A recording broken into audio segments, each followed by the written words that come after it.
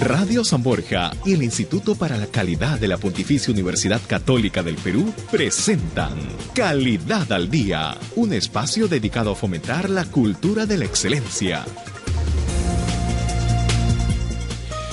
Hola, ¿qué tal? ¿Cómo están, amigos y amigas? Muy buenas tardes, bienvenidos y bienvenidas a Calidad al Día, el programa de radio del Instituto para la Calidad de la Pontificia Universidad Católica del Perú. Bienvenidos, gracias por acompañarnos. Son las 4:01. Estamos en vivo a través de la señal de Radio San Borja en los 91.1 de la FM, que cada miércoles a esta hora nos alberga, nos da espacio para poder hablar, discutir, debatir de los temas que están ligados con el mundo de la calidad. Los teléfonos de la radio, por si usted quiere participar, es el teléfono, el 225-3344, es la central telefónica, el número de cabina. Usted nos llama ahí por si quiere participar y decir algo relacionado con lo que estamos tratando en el programa. Un programa que está dividido hoy en dos mitades importantes porque los dos temas lo ameritan. Los dos temas son importantes mirarlos con detalle y pensamos que en dos mitades poder dividir estos temas nos va a dar sin duda mucho juego para poder conversar con nuestros invitados.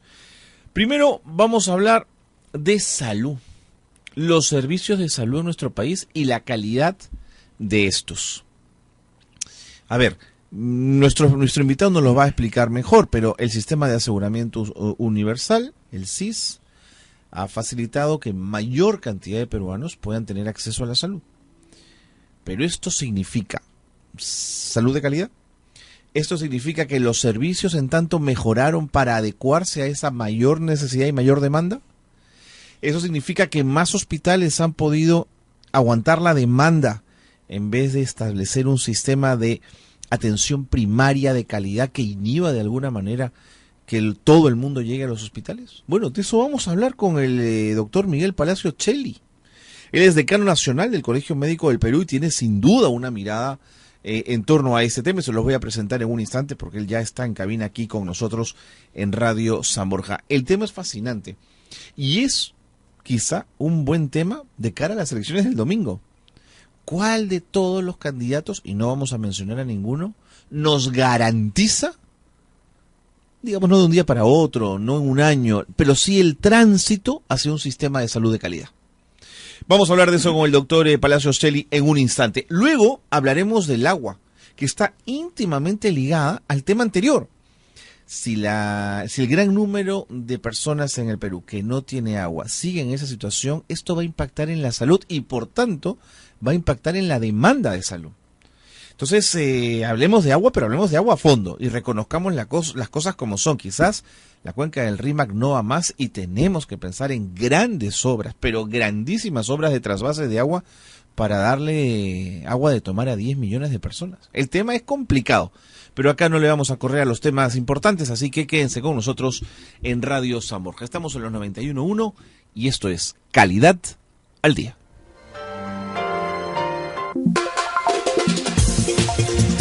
Muy bien, doctor Palacio Cheli, bienvenido. Gracias por estar con nosotros, gracias por acompañarnos. Hola, gracias a ustedes por invitarnos. Hablemos, comencemos de lo más general a lo más particular. ¿Podemos entender y definir qué cosa es un sistema de salud?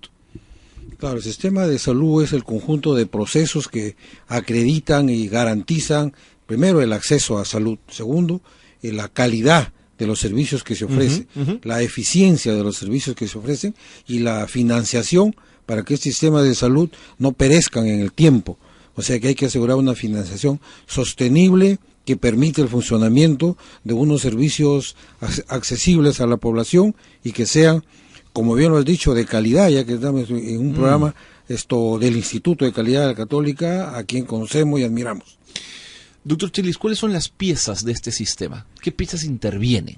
Efectivamente es un conjunto de piezas que se ha quedado obsoleto en el tiempo. Se ha quedado obsoleto. Nace en 1935, fue reformado por el gobierno de Morales Bermúdez en 1975 y luego tratado de modernizar en el año 2003 en el tiempo de Toledo. Yeah. Sin embargo, hay cambios cosméticos. En esencia, se mantiene el mismo sistema asistencialista y rehabilitador.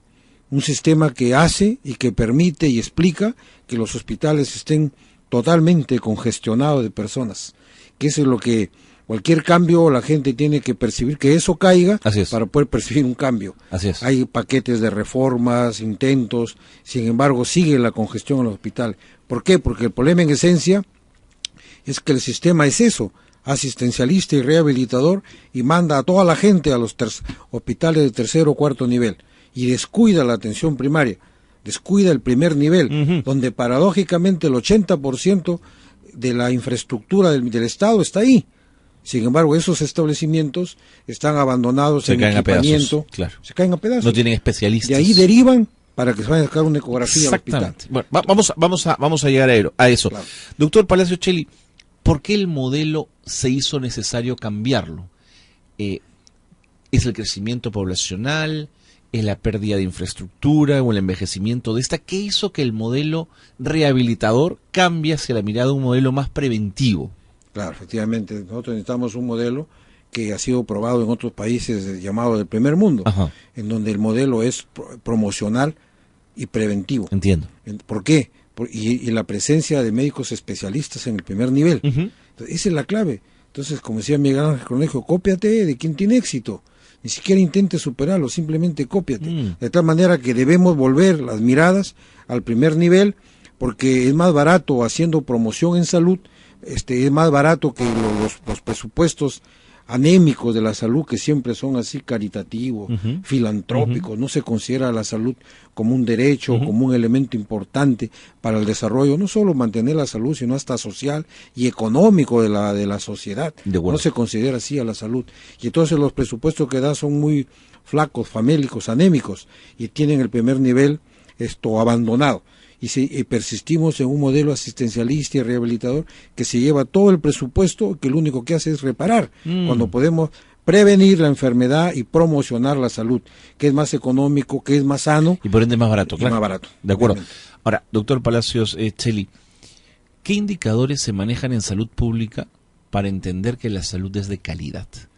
Digamos, ¿cómo sé yo, cómo mido la calidad en salud? Es lo que le quiero preguntar. Claro, siempre la salud pública es el escenario que debe quedar grabado en la clase política. La salud pública es el escenario donde se definen los éxitos o los fracasos de los gobiernos y hasta de la misma sociedad. ¿Tanto así, doctor? Tanto así, porque ¿qué sociedad puede estar feliz? ¿Qué gobierno puede ufanarse que tiene una desnutrición, que tiene un rango amplio? Hay desnutrición hasta el 50% y más en varios lugares de nuestro territorio. Seguro. 1.200.000 y pico de kilómetros cuadrados distribuidos en 3 regiones, que tiene muerte materna, que en promedio es menor que la que se aspiró como objetivo de desarrollo del milenio. Pese a los esfuerzos que se han hecho. Pese a los esfuerzos que han habido y que reconocemos y que nosotros hemos participado. Yo soy ginecólogo obstetra, peleamos todos los días contra la tasa o razón de la muerte materna, pero el problema está en el Estado.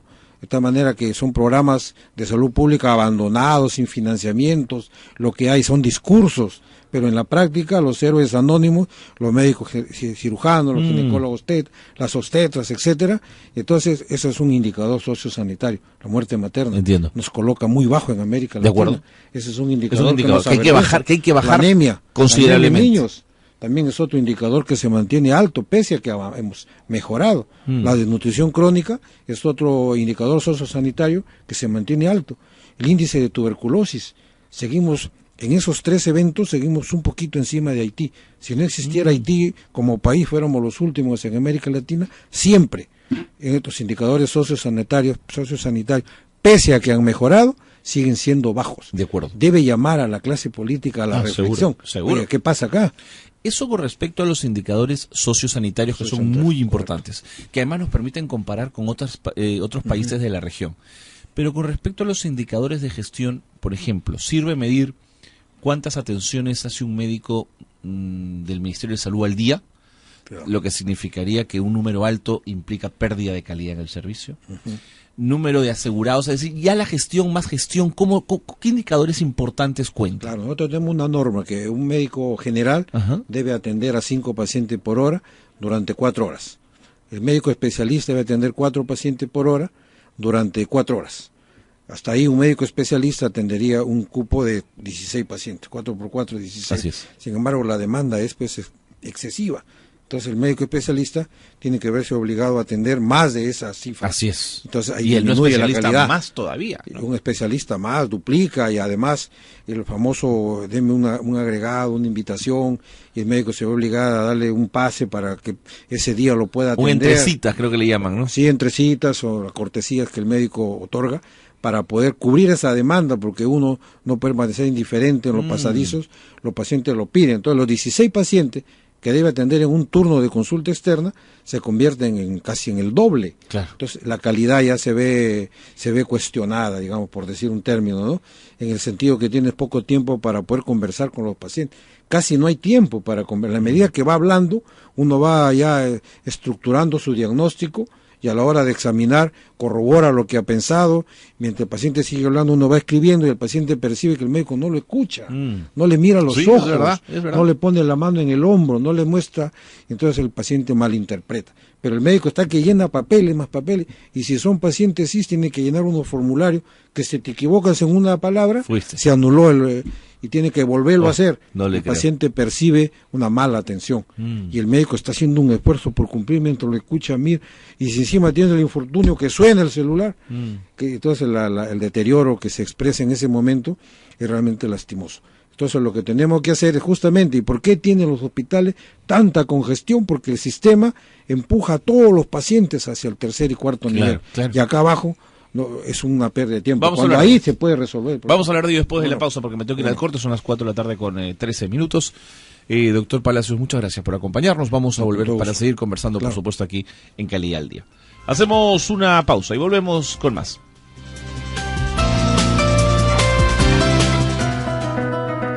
Tips para la calidad. Beneficios de un control interno. Reduce riesgos de corrupción.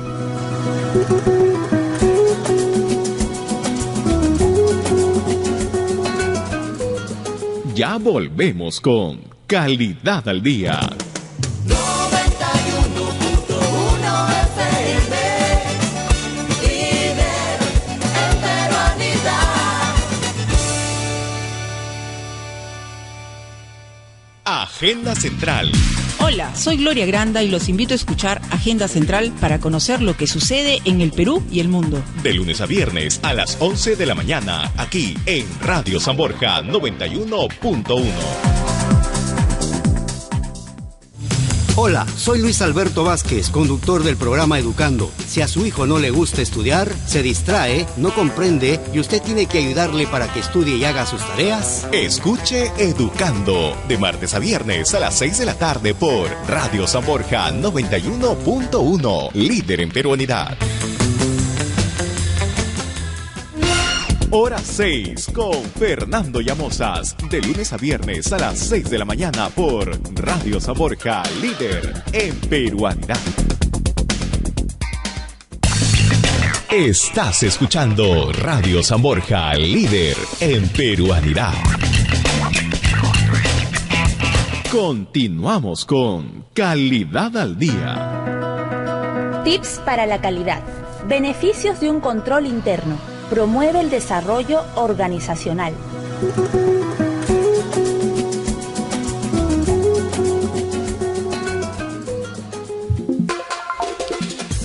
Seguimos en Calidad al Día, estamos en Radio San Borja en los 91.1, estamos hablando de los servicios en salud desde una perspectiva de calidad. Y estamos hablando con alguien que sabe de esto, que es el doctor Miguel Palacios Cheli, decano nacional del Colegio Médico del Perú. Doctor Palacios, nuevamente gracias por acompañarnos. Me decía alguien que tuvo una experiencia no en el Ministerio de Salud, en los hospitales del Ministerio de Salud, sino en los hospitales del Seguro Social. Y me dijo, yo siento a las enfermeras, porque se refería a las enfermeras, muy frías, distantes, no me miran, no me responden. Y yo creo que puede ser una crítica cierta, pero también me pongo a pensar, ¿cuántas personas tiene que atender esta enfermera? ¿Cuánta burocracia tiene que hacer en su cotidiano que quizás no tiene tiempo para ser amable? Sí, es correcto. La enfermera, por definición, es la encargada de ayudar en el acto médico. Así es. No es la que prescribe, es la que ayuda al acto médico, la encargada de consolar, de dar ternura, afecto al paciente. Sin embargo, la cantidad de trabajo que tiene que con la duplicidad o hasta el triple de pacientes que tiene que atender de los previstos, hace que ya no tenga pues tiempo para regalarle esa sonrisa, ese afecto, ese gesto que el paciente necesita. Es cierto, digamos, eso está pasando. Sí, esa es la queja fundamental que hay, nosotros lo percibimos también cuando atendemos, no tenemos tiempo ni de mirar unos cuantos segundos. Nosotros sabemos que si lo miramos, lo escuchamos, eso le ayuda enormemente a mejorar su estado de salud. Cuando uno que sale son del consultorio se siente hasta mejor. Psicosomáticos. Después de haber hablado con el doctor, ¿no le es da cierto? la mano, le pone la mano en el hombro y le explica lo que tiene, ese paciente sale 80% aliviado. De acuerdo. Ahora, hablemos del sistema de atención primario que podría mejorar la calidad. Tuve la oportunidad de estar en la zona, en Comas, por la zona de Trapiche, en Caraballo, en un lugar de atención primaria, que parece que era parte del piloto que el Estado estaba desarrollando justamente para fortalecer el espacio de atención primaria. Y mire, tenían espacio para radiografías, sitio para parturientas, para operaciones de tipo apendicitis, vesícula, las cosas quizás más de laparoscopía que se pueden resolver rápidamente. Y le hablo, por supuesto, desde mi ignorancia médica, doctor. Había laboratorio de análisis, había farmacia, es decir, era un pequeño hospital donde la gente de la zona acudía y ya no tenían que ir al hospital que estaba más adelante, al Gregorio Bernals.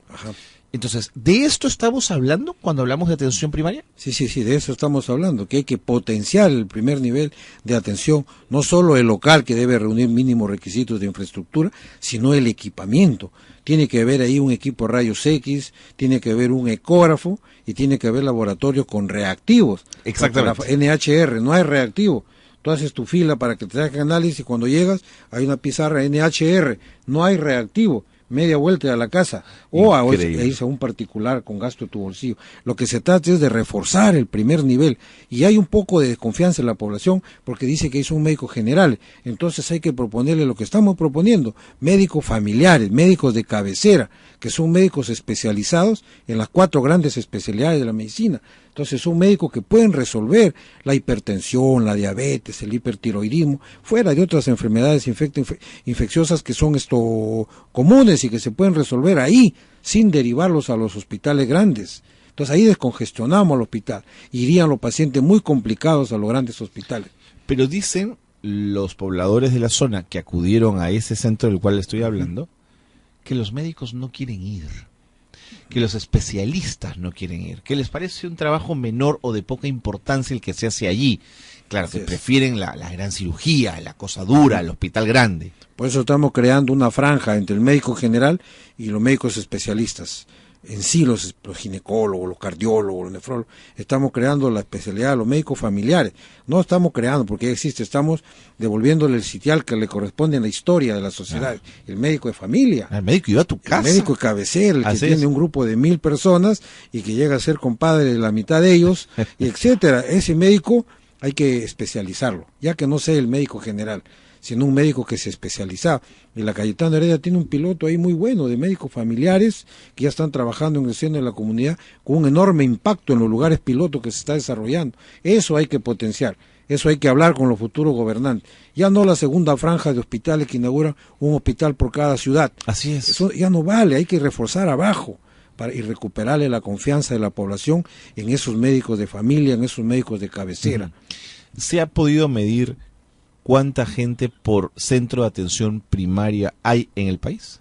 ¿Se sabe esa cifra? Bueno, no la conozco, pero un médico familiar por 1000 personas ayudaría bastante. ¿Eso es mucho? ¿Eso es poco? Eso es lo ideal. Eso es lo ideal. Lo ideal.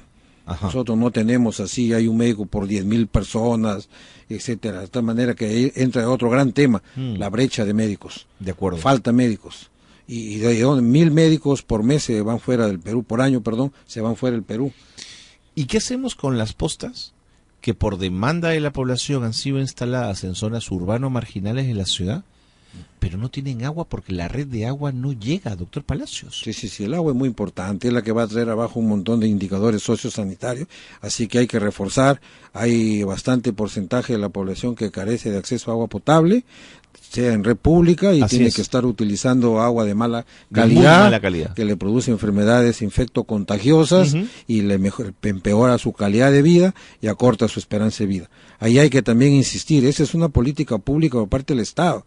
Sin mucho demagogia y palabreo, hay que ponerle agua potable a la población, y estamos contribuyendo a un determinante importante de la salud. Ahora, ¿no cree usted que las direcciones regionales de salud tendrían que establecer puentes y vínculos con la academia, con las universidades, para fortalecer la presencia de especialistas? ¿Cómo es posible que en Iquitos no haya más de 5 especialistas en enfermedades tropicales? Y en Iquitos Y en Iquitos, así es. tienen que ir profesores como el doctor Ciro Maguiña, que es su segunda Por ciudad, ejemplo. Iquitos, tienen que ir de Lima por parte de la Universidad Cayetano Heredia. Pero ¿cuál es el problema? Es político. La ley de descentralización de salud atomizó el sistema de salud. ¿Es un problema político? Sí, es un problema político. Las regiones son los dueños de la salud, ya no el Estado. Es verdad. Ya no está el Ministerio de Es Salud. verdad. La rectoría del Ministerio de Salud llega hasta la Avenida Venezuela, nada más. El Callao es otra realidad. Antes iba el ministro y era una fiesta. Ahora va el ministro y nadie lo recibe, porque son pequeños ministerios los que existen en cada región. Y estos señores utilizan fondos de salud, los malversan, los destinan para otros fines. Los esquemas de vacunación también fracasan porque no lo entienden y lo destinan a otros fines. Por eso nosotros hemos planteado también en nuestro plan una reforma a la ley de descentralización para recuperar la rectoría del Estado. ¿Usted en los temas de centralizaría salud. nuevamente? Se centralizaría, tiene que centralizarse porque hay un mal uso, no solo de los recursos, hay que ocupan los cargos por compadrazgo político antes que por ser eficientes o ser gestores de buena calidad en temas de la salud pública. Los directores regionales de salud, muchos de ellos acceden a ese cargo por razones políticas en lugar que por razones de ser buenos gestores. Entonces, todas esas deficiencias las queremos, está en el diagnóstico, y estamos planteando la reforma en la ley de descentralización, que nosotros tenemos 2 meses en el cargo, pero aquí En la directiva de, es el colegio médico. en la directiva del colegio médico, pero dentro de unos meses también habrá nuevos parlamentarios, nuevos Así es, gobernantes. así es, y muchos serán médicos, además. Y habrá, ojalá, haremos una gran fuerza blanca ahí para poder motivar que esto se haga realidad. Hablaremos con los 2 que salgan este domingo, nos reuniremos porque de uno de ellos será gobierno, y a efecto de poder socializarle todas estas preocupaciones y que se hagan realidad ya, para que la salud no siga siendo solamente como hemos escuchado el domingo, que van a poner más escuelitas, más postas. Sí, fue una enumeración de Una construcciones, enumeración de ¿no? construcciones, penoso realmente, que nos retrocedió a la época de Odría. Lo que queremos son soluciones concretas. Uno es el agua, por ejemplo, política pública en salud, un determinante de la salud, mejorar la calidad de agua. Y 2, ¿Hubo alguno que habló de agua? Sí, que ¿no? habló de agua, creo que fue PPK. Sí, claro. Pero tiene el razón. resto una larga lista de escuelitas y promesas como en las épocas de antaño. Entonces lo que queremos es conversar con lo que salgan y hacerle nuestras propuestas y poner el colegio a disposición del Estado para poder hacer realidad estos cambios que van a beneficiar a la sociedad. ¿Siempre estuvimos mal en salud? Desde que usted es doctor Palacios, ¿siempre la Sí. salud fue un problema? ¿O hubo una época en que la salud era un ejemplo latinoamericano? Había una época en donde los médicos tenían un buen sueldo, en donde los médicos no necesitaban andar corriendo de puesto en puesto como ahora. En la medida que el médico tenía un buen sueldo, se dedicaba a ese hospital y trabajaba más horas de las que tenía previsto. En donde el médico que trabajaban en los pueblitos, se quedaban ahí, se iban ahí, quedaban y vivían ahí y hacían el sueño real del médico familiar.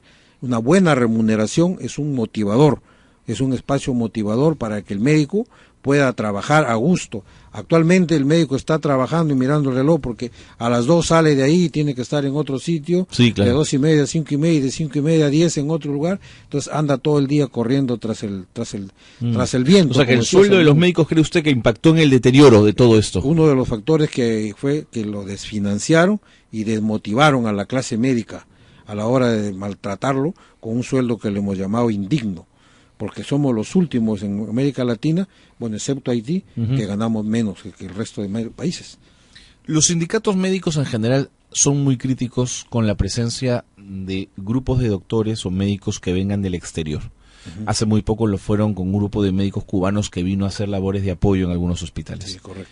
¿Es usted de esa línea, doctor Palacios, o cree que sí nos ayudaría hasta alcanzar un equilibrio, contar con la presencia de médicos de Claro, fuera? los sindicatos médicos tienen por esencia una función, defender el salario, las condiciones de trabajo de los médicos, Ajá, su función. ajá. Nosotros, el Colegio Médico, tenemos una función dada por ley que es un poco más amplia. Claro. De tal manera que nuestra visión con respecto a los sindicatos es diferente. Seguro, por eso se lo Nosotros preguntaba. tenemos otra visión con respecto a eso y pensamos que en un país como el nuestro, donde faltan médicos, entonces bienvenido todos los médicos que vengan. Dice que los médicos que vienen, algunos vienen de universidades que son de mala calidad. Nosotros en el colegio le tomamos examen de suficiencia. ¿Hay niveles de certificación, así es? Sí, y lo jalamos cuando no No rinde no son, pues. y le damos opción que 2 meses después vuelva a intentar y si no, vuelva a intentar y de esa manera lo tenemos en una constante Es un examen de su preparación. especialidad. Es un examen de suficiencia por la especialidad que él se presenta. Si es médico general, es un examen para médico general. De tal manera que tratamos de asegurarle a la población un médico de calidad. Exacto, pensando eso. No, Ustedes no garantizan, darle eso nada más. garantizan que haya un médico de calidad. Sí, digamos. por supuesto. No solo que venga, o sea, que yo soy médico titular en Bolivia y vengo a inscribirme en el Perú. Ay, ya que bacán, pasa adelante. Toma así. No, me das un examen. Si tú me acreditas que es un médico que tiene una calidad que garantice una buena atención, el examen lo dirá. Por lo tanto, la presencia de médicos extranjeros podía viabilizar, ayudar a aprender nosotros de ellos y ellos de nosotros y de su experiencia, hasta encontrar un equilibrio, Hasta digamos. encontrar un equilibrio, además que vienen y para ejercer en el Perú tienen que hacer su servicio social e irse un año por los puestos más alejados del Ajá. Perú para que puedan servir a la patria, a los pueblos más alejados del Perú para luego poder llegar a la ciudad. Sé que hay varias vallas y de tal manera que nosotros estamos claros como colegio médico de ese contexto. Ujú. ¿Cómo le llaman ustedes al trabajo que hacen los estudiantes de medicina que cuando se van a trabajar áreas Al rurales? SERUM, SERUM. Servicio Médico Rural. Eso le quería preguntar.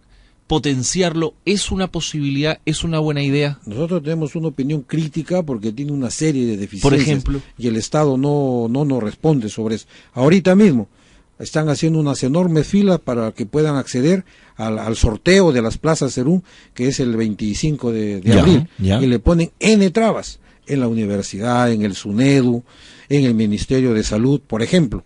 De tal manera que el trato que el Estado da a esos médicos es un trato malo. De tal manera que hay que ver ese punto, mejorar el trato.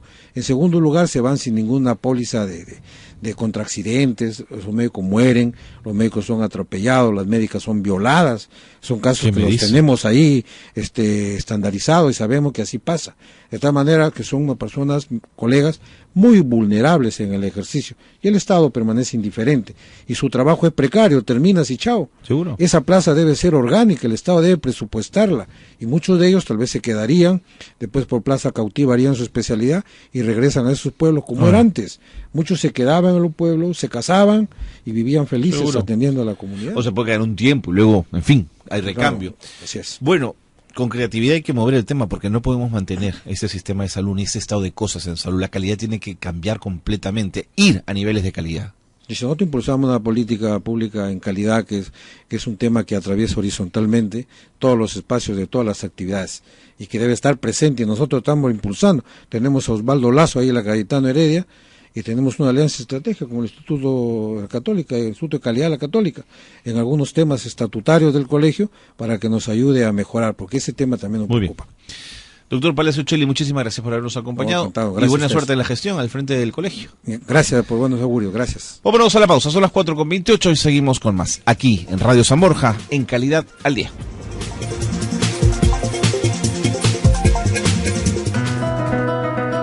Tips para la calidad. Desarrollo organizacional. Es mejor decir lo que se quiere y no lo que no se quiere.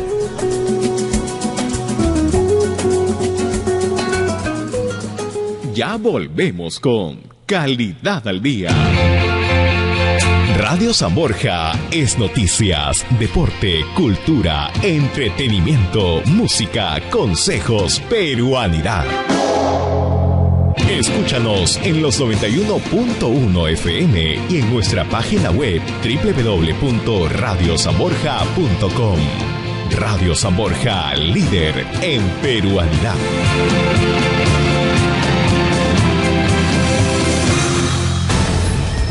San Borja Noticias presenta el avance informativo de esta hora.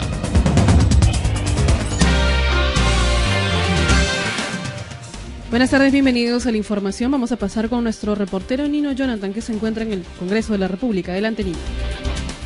Gracias. Información directa, Congreso de la República. Declaraciones de la prensa del parlamentario Héctor Becerril respecto a los cuestionamientos hacia la candidata Frente Amplio, Verónica Mendoza.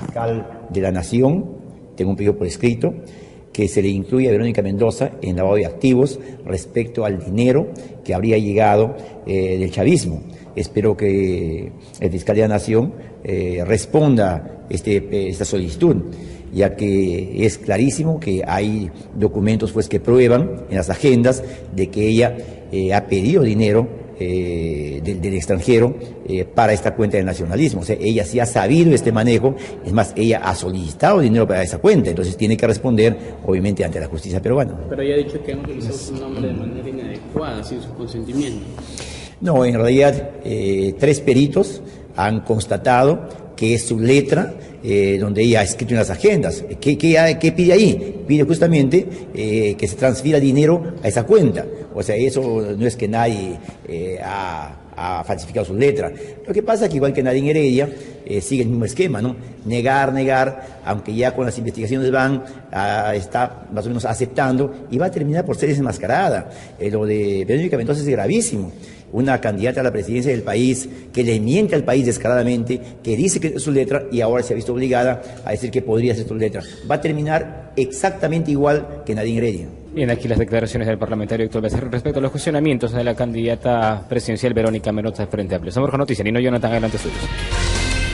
Gracias, Nino, por tu reporte. Subimos escuchando las declaraciones del parlamentario Héctor Becerril desde el Congreso de la República. Con más información regresamos en unos minutos. Sigue en sintonía de Radio San Borja 91.1, líder en peruanidad.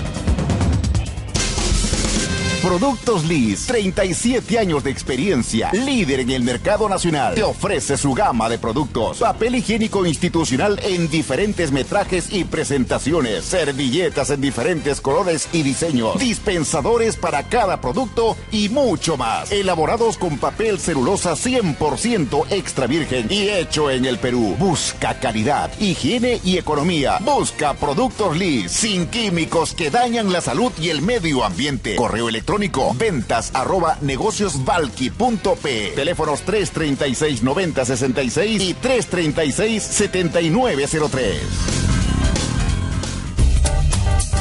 Ahora Radio San Borja está más cerca de ti. Encuéntranos en los 91.1 y en nuestro portal web www.radiosanborja.com, donde no solo podrás escucharnos, sino también vernos vía nuestra web TV, Radio San Borja, líder en peruanidad. Continuamos con Calidad al Día. Tips para la calidad. Desarrollo organizacional. Fortalezca capacidades en sus colaboradores. Seguimos en Calidad al Día, son las 4:33. Estamos en Radio San Borja en los 91.1 y vamos a hablar de lo que les habíamos planteado al inicio del programa, que es hablar del tema, el tema del agua, de la calidad del agua. Y sin duda, y lo mencionó el doctor Palacios en nuestro bloque anterior, está íntimamente amarrado con el tema de salud.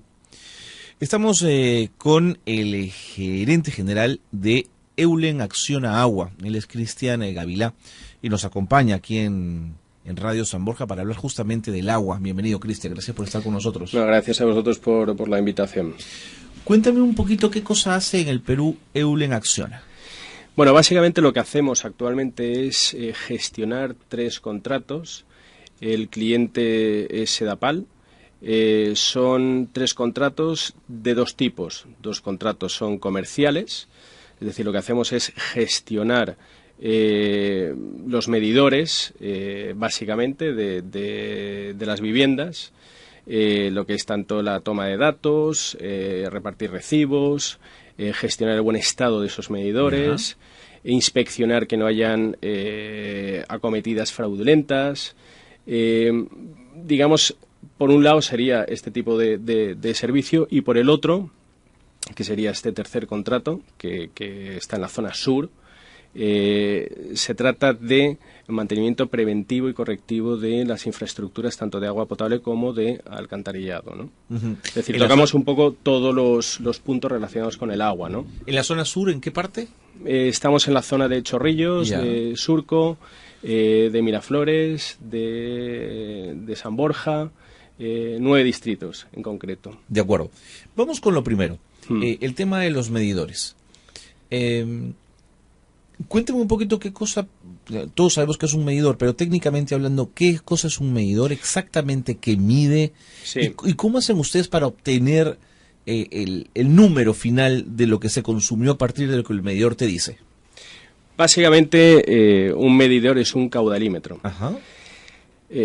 El objetivo o el objeto de un medidor es controlar el consumo de agua de cada vivienda, a fin de que cada abonado pague por derecho lo que ha de pagar, es decir, paga el agua realmente consumida. Que consumió. Eso es, Ok. de eso se trata. ¿Cómo mide el medidor? Vaya. Sí. ¿Cómo es el sistema? ¿Tiene, digamos, no sé, una puerta, Bueno, una compuerta que se abre y cada vez que se abre mide cuánta agua entra? La parte más fina de un medidor. Bueno, básicamente es lo que es el agua transcurre a través de una especie de arandela, es una hélice Ya, helicoidal. es una hélice. Sí, Ya. y entonces eso es lo que mueve, digamos, un medidor, digamos, un contador, Ya. que eso es lo que se registra Entiendo.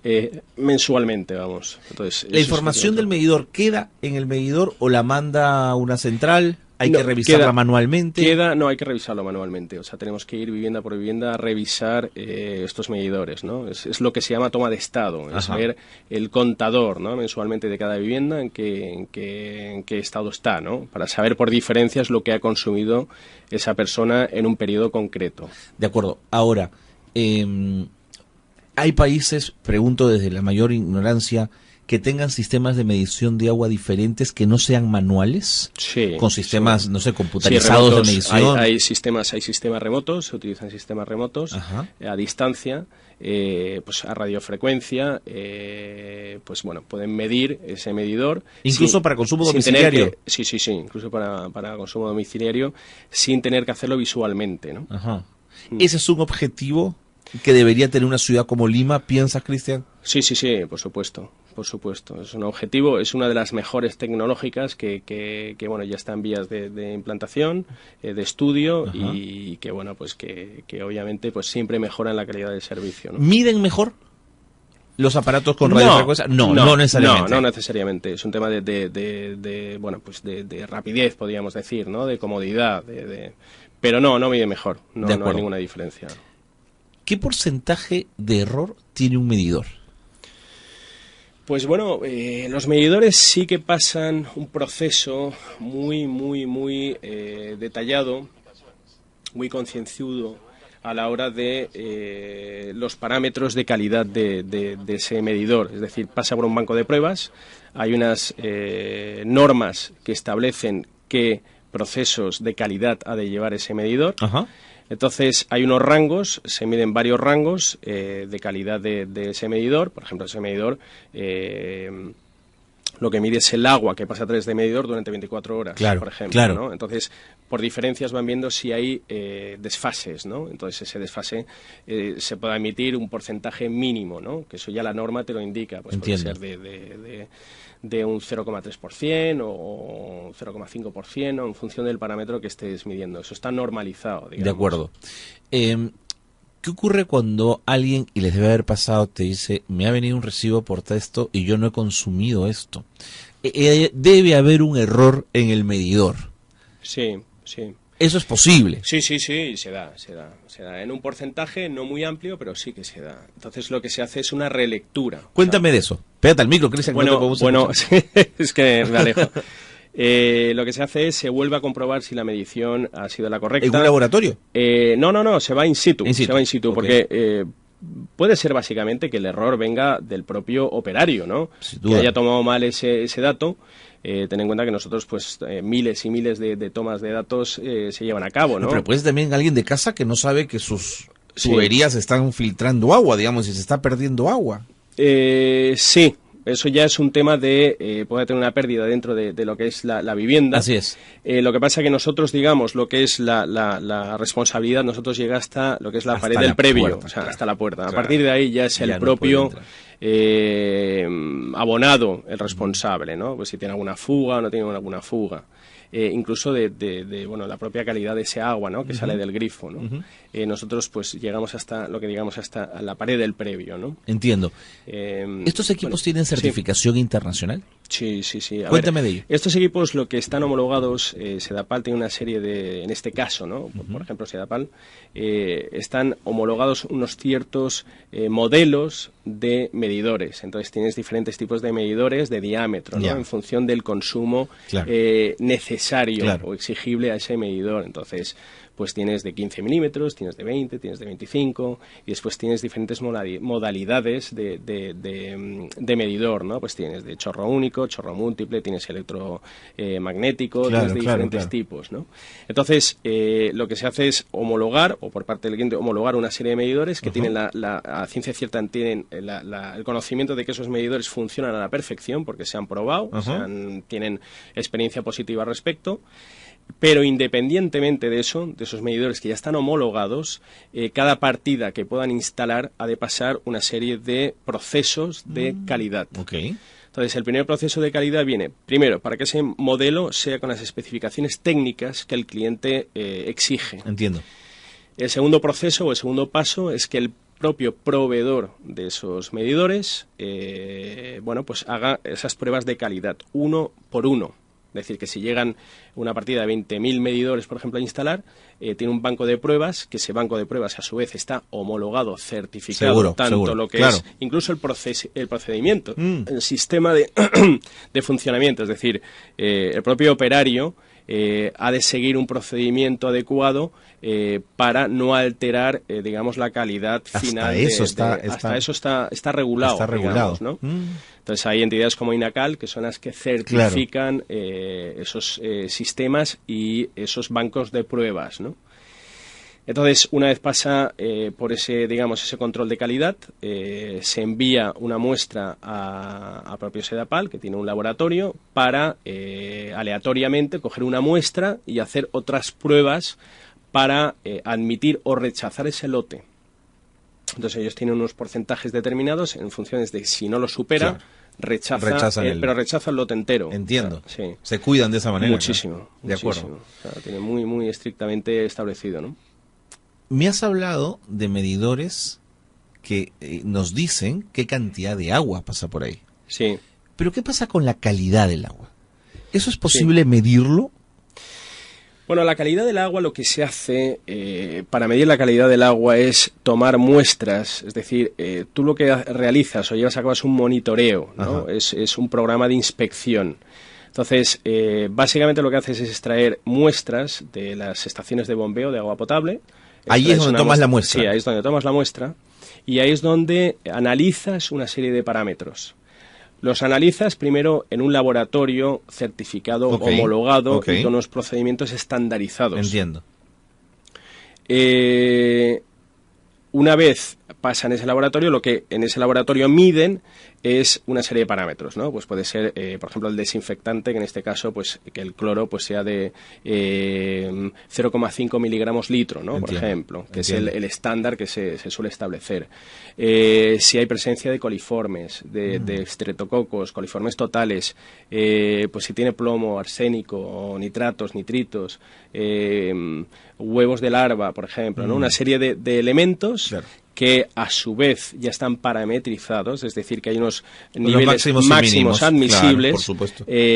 O mínimos admisibles que no pueden irse de esos rangos, ¿no? Entiendo. O sea, no puede superar según qué concentraciones de determinados elementos. Y eso también está estandarizado. ¿Y tiene sentido hacer esa medición desde el lugar de bombeo? ¿Por qué no en el lugar donde el agua llega finalmente? El grifo o el caño de una casa. Porque se considera que el grifo o el caño de una casa puede estar contaminado por el propio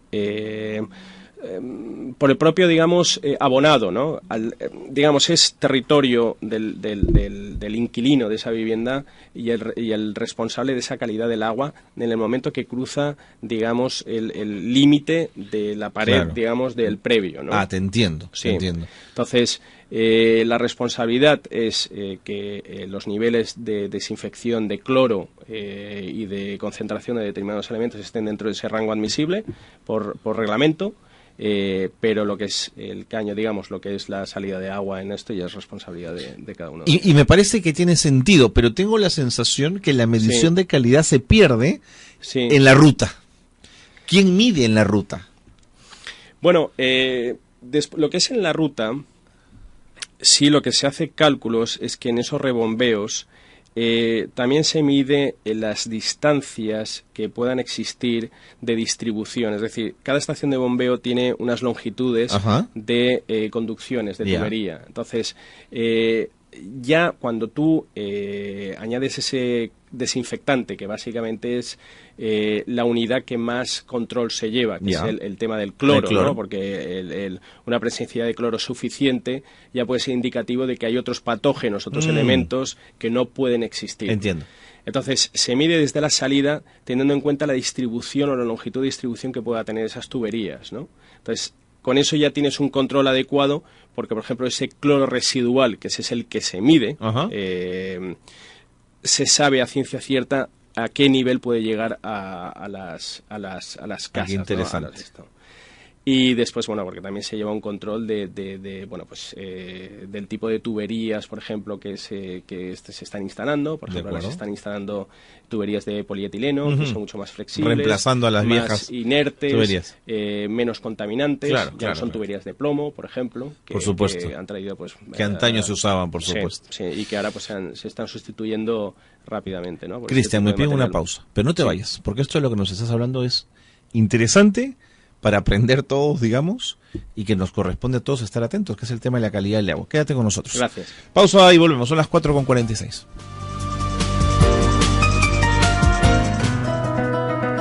Tips para la calidad. Gestión de proyectos. Sea líder del proyecto.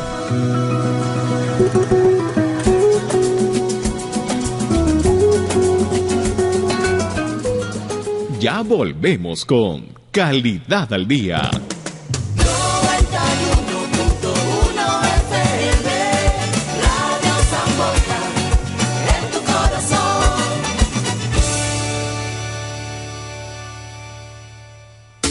No te pierdas Habla Taxista con Julio Díaz, un espacio especialmente creado para ti, amigo taxista.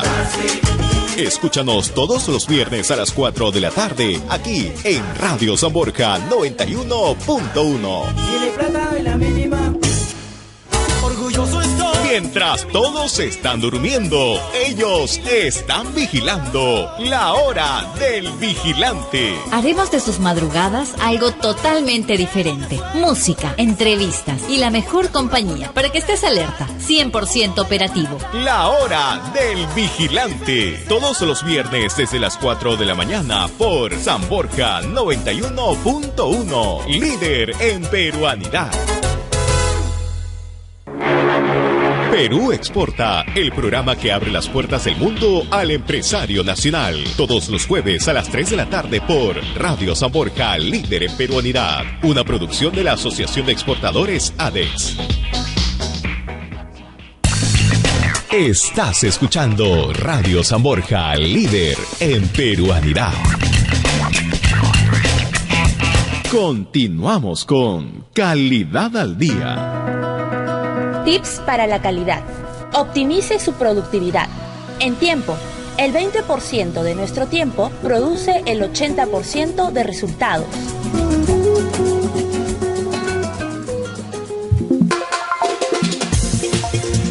Seguimos hablando del agua, estamos con Cristian Gavilá, gerente general de Eulen Acciona Agua. Cristian, nuestra ciudad es es un valle entre 3 ríos, pero el crecimiento de la ciudad sin duda ha hecho que estos ríos estén muy impactados, muy dañados. Sí. La población en los últimos 40 años creció de una forma muy desordenada. Mucha gente se instaló en zonas, en arenales, y poco a poco, a partir de demandas sociales y peleas, fueron ganando el acceso al agua. Pero hay otras zonas donde no hay ese acceso al agua y la gente se las ha ingeniado, porque la necesidad del agua es de todos, de hacer tuberías clandestinas, alargar la tubería, ver la forma de hacer que el agua llegue. Sí. Igual con el tema de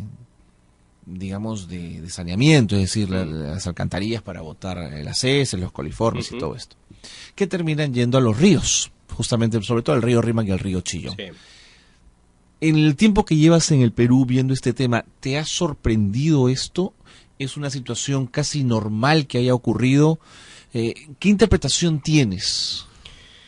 Sinceramente me ha sorprendido. O sea, es una de las cosas que llegando al Perú te sorprenden, ¿no? El estado de contaminación de esos ríos. Visual de esos ríos, porque bueno, es muy sorprendente. Es muy sorprendente, sí, ¿no? Es muy sorprendente. Básicamente debido pues a lo que has comentado, ¿no? Pues que hayan conexiones clandestinas que directamente viertan a ese río. Conexiones clandestinas de las propias industrias, que eso son es tremendo. Eso es tremendo porque ya no sabes lo que cuando son urbanas las conexiones clandestinas, al menos sabes qué va al río, qué es lo que va al río, y sabes que van coliformes y ya está. Pero cuando ya son conexiones industriales puede venir de todo, o sea, puede aparecer de todo, y eso es más, a mi entender, es más peligroso, más grave. Sí, o sea, hay que decirlo, es un río que está contaminado. Es un río que no solamente provoca que sea un río que genere contaminación por donde discurre, sino que en el punto de vertido puede llegar a formar vertidos urbanos, como la basura que decimos, ¿no? que son vertederos, pues se generan vertederos en el punto del mar donde vierte, pues naturales, ¿no? ¿Estos ríos se pueden recuperar o son irrecuperables? No, todo es recuperable, ¿eh? Todo es recuperable. Se pueden recuperar perfectamente. O sea, es una cuestión de analizar, detectar dónde están estos vertidos incontrolados. No es fácil, no es una tarea fácil, obviamente sancionar. Así es. Las sanciones son básicas, no solamente establecerlas, sino aplicarlas. Se necesita, a mi entender, un cuerpo especial que se dedique a este tipo de labores. Es una policía, diría medioambiental, ¿no? Entiendo. Por ejemplo, nosotros en España tenemos un cuerpo que se llama SEPRONA, de la Guardia Civil. ¿Ya? Y bueno, ¿son duros, digamos? Muy duros. Es que cometer la vida, no, todo, obviamente. O sea, cometer un delito medioambiental, sinceramente, no es un asesinato, pero es lo más próximo, ¿no? Claro. Claro. Hay que aplicar medidas duras, pero aplicarlas, imponerlas. Solamente a través de multas económicas, penales, diría, a los responsables de esos vertidos. No hay otra forma, es la única forma que existe. Es triste, pero es así. Después hay una segunda fase o algo que puede ayudar, que es que digamos, los habitantes cada vez más, o la gente en sí, en general, se está concienciando mucho más, ¿no? de estos temas, cada vez más. Es verdad. ¿no? Y eso ayuda también. Es verdad, ¿no? seguro. Pero bueno, ahora básicamente a corto plazo, y la medida más urgente y más rápida sería penalizar, ¿no? De hecho, por ejemplo, Sedapal lo está haciendo, ¿no? Ahora está aplicando unas multas enormes, o sea, muy cuantiosas, ¿no? Y yo creo que eso todas las entidades tendrían que aplicar, ¿no? Este tipo de medidas. Pero tienes razón, digamos, la multa es importante, pero Sí. luego no la recurras al Poder Judicial y por una acción de amparo te hagas Pepe el Vivo y finalmente no pagas. Efectivamente. No pagas nada. Sí. Dime una cosa, en tu experiencia, Cristian, los sistemas de filtros que se ponen al final del caño, al final del grifo, que están formados por un tipo de piedras o por arenillas, Sí. ¿sirven para mejorar la calidad del agua? Yo te diría que no, especialmente. No especialmente. No especialmente. Al final lo único que retiene son sólidos, ¿no? Y al final son sólidos inertes, ¿no? Tampoco, es con... Arenillas, cosas muy arenillas, pequeñas, claro. no suelen ser compuestos orgánicos, ¿no? Que son los peligrosos. Son inertes y no tienen ningún mayor problema. Casi es un tema más de cuando se obturan, cuando notas que ya el agua no pasa, pues es un tema de limpiarlos, ¿no? De acuerdo. Pero no es realmente esencial, ¿no? El mantener una vigilancia especial, ¿no? Este tipo de filtros. He tenido la oportunidad de estar en ciudades y decir, qué rica el agua. Sí. De esa ciudad, digamos, y sentía que no sabía como el agua de mi ciudad. Es correcto. ¿Por qué ocurre eso, Cristian? Bueno, yo creo que ya parte de la fuente, ¿no? Es decir, de dónde captan las potabilizadoras ese agua. Pues ese agua pues puede tener, pues ya de por sí puede tener un tipo de algas, se puede tener algunos elementos que le dan ya un sabor propio, ¿no? A ese agua. Después las plantas potabilizadoras, sí, en función de la cantidad de cloro que les pueda añadir, por ejemplo, de desinfectante. Eso es central, ¿no es cierto? Sí, eso marca el sabor del agua. Eso marca muchísimo el sabor y el olor, ¿no? Ajá. Pero sí es verdad que toda agua que yo he probado en cada sitio es diferente, ¿no? ¿No es cierto? Sí.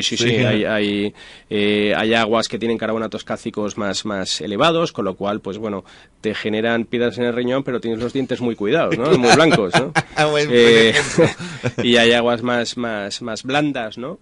Que bueno, pues saben muy bien, pero bueno, los dientes pues te los tienes que cepillar más, ¿no? Interesante. Ahora, lo debes haber visto en nuestro país, el agua del water en el Perú es agua limpia. En otros países, tengo entendido, y me corregirá si me equivoco, es un agua que ya ha sido reutilizada, la que llega para el uso en los waters, y para esa agua que se va y que no se va a retener. Sí. Eso en términos de infraestructura, ¿qué significa para una ciudad como Lima? Yo, sinceramente, no he tenido la oportunidad de apreciar ese tipo de sistemas, ¿no? En el cual se reciclaba o recirculaba ese parte, o sea, de ese agua previamente tratada para utilizarlo en VCs. Sinceramente no lo he oído hasta ahora. Me parece muy interesante. Sí. Un ambientalista que ya falleció en nuestro país, Antonio Brac, lo contó, ¿no? Yo no lo podía creer, era agua que se reutilizaba, digamos, ¿no? Sí. Y servía para jardines, para ese tipo, y no regabas con agua clara los jardines. Por ejemplo, te voy a contar una anécdota. En Valencia nosotros instalamos el primer jardín vertical en un edificio y horizontal. El horizontal, dentro de lo que cabe, era pionero, pero era más fácil. El vertical es el que nos costó Dios y ayuda, porque aquello fue, bueno, un invento, ¿no? Que tuvimos que hacer. Resultó, de verdad, uno de los proyectos más llamativos en Valencia. ¿En qué consistía? Detállanos un poco. Bueno, básicamente era un edificio, era una central operativa de saneamiento, desde donde dirigíamos pues todo el control del alcantarillado en Valencia, los bombeos. Valencia es una ciudad con unas particularidades tremendas, que tiene se llama un efecto que es la gota fría, que es entre septiembre y octubre, pues tienes unas lluvias muy, muy, muy intensas en un periodo de tiempo muy, muy, muy pequeño. No se dan siempre, no se dan todos los años, pero se dan con una frecuencia, podríamos decir, de 2-3 años, y a veces las hemos tenido año tras año, ¿no? Es un poco el efecto del Niño, pero en pequeñas dimensiones locales en Valencia.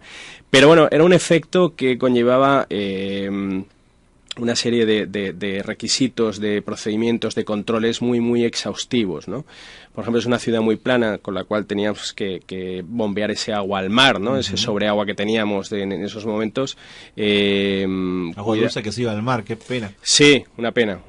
Pero bueno, lo único que puedes hacer en esos momentos es deshacerte de ese agua, porque si no, pues tiene los garajes inundados, las casas, eso, y lo único que pretendes y vamos, y una contrarreloj es deshacerte de ese agua y lo antes posible, ¿no? Pero bueno, incluso, mira, hablando de este tema, nosotros también, o la ciudad de Valencia lo que hizo fue un depósito de tormentas, que es el agua que se vertía al mar anteriormente y directamente al mar, que es ese agua que es la que más contaminada viene, porque es agua que fluye a través de los colectores de alcantarillado. Entonces es agua que viene con mucha suciedad, mucha carga orgánica que se tiraba al mar. Entonces, para evitarlo, lo que se hizo un depósito enorme de 40.000 metros cúbicos, retenía todo ese agua que era la carga con la carga orgánica más alta, más contaminada, se dejaba ahí. Entonces se llenaba y el agua que ya venía después ya venía mucho más limpia. Entonces ya se podía verter al mar y era un agua de calidad mucho mejor. Entonces, cuando ya había pasado todo ese periodo de lluvia, en el cual pues lo único que haces es bombear agua, lo que estaba retenido en ese depósito lo llevabas a una estación depuradora. Entonces ya se trataba y ya se vertía al mar eso. Entonces era una forma de cuidar las playas, por ejemplo. Claro, no impactas una economía importante que es la del turismo, ¿no? Sí. De acuerdo. Me tengo que ir, Cristian, pero me encantaría seguir conversando porque el tema es apasionante. Quiero agradecerte que nos hayas acompañado esta tarde. Muchísimas gracias a vosotros por invitarme, y yo también hubiese estado 2 horas más o 3. El tema es fascinante. Gracias, Cristian, muchas gracias. Gracias. Cristian Gavila, gerente general de Eulen Acción Agua, ha estado con nosotros conversando de este tema, sin duda importante. Vámonos a la pausa, vámonos ya, son las 5 en punto. Nos reencontramos el próximo miércoles.